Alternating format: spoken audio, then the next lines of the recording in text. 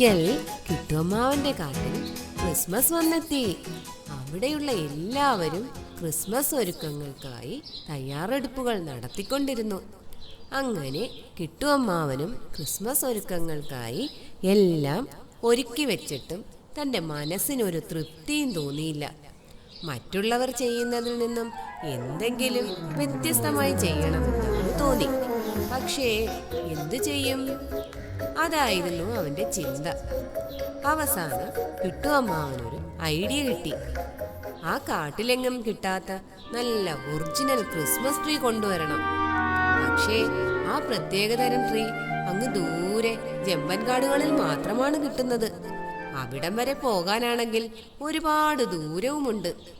നടന്നു പോകുന്നതൊന്നും ആലോചിക്കാൻ പോലും വയ്യ, അത്രയ്ക്ക് ദൂരമുണ്ട്. അങ്ങനെ കിലോമീറ്റേഴ്സ് ആൻഡ് കിലോമീറ്റേഴ്സ് സഞ്ചരിക്കാൻ ആ കാട്ടിൽ ഒരാൾക്ക് മാത്രമേ വണ്ടിയുള്ളൂ.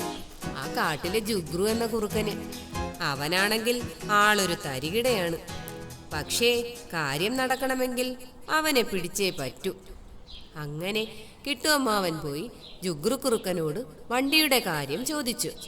അപ്പോൾ അവൻ ഒരു കണ്ടീഷൻ വെച്ചു. തന്നെ കൂടി കൊണ്ടുപോകണം, എങ്കിൽ മാത്രമേ വണ്ടി തരുള്ളൂ. അപ്പോൾ കിട്ടുവമ്മാവൻ പറഞ്ഞു, ഓ ശരി ശരി, നീയും കൂടെ കൂടിക്കോ. അങ്ങനെ രണ്ടുപേരും കൂടി യാത്ര തിരിച്ചു. പല പല കാഴ്ചകളും കണ്ട് ബഹുദൂരം അവർ സഞ്ചരിച്ച് ക്രിസ്മസ് ട്രീ കിട്ടുന്ന ജമ്പൻകാട്ടിൽ എത്തിച്ചേർന്നു.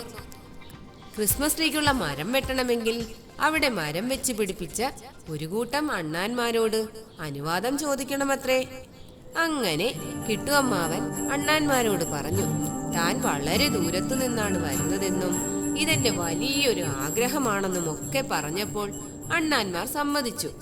അങ്ങനെ ഒരു മരം മുറിച്ച് കാറിന്റെ മുകളിൽ വെച്ച് കെട്ടി രണ്ടുപേരും കൂടി യാത്ര തിരിച്ചു.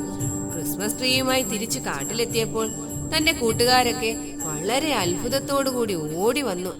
അത് കണ്ടപ്പോൾ കിട്ടുവമ്മാവനൊരു ഇത്തിരി അഭിമാനമൊക്കെ തോന്നി. അങ്ങനെ എല്ലാവരും കൂടി ക്രിസ്മസ് ട്രീ ഒക്കെ വെച്ച് ക്രിസ്മസ് ദിവസം അടിച്ചു പൊളിച്ച് ആഘോഷിച്ചു.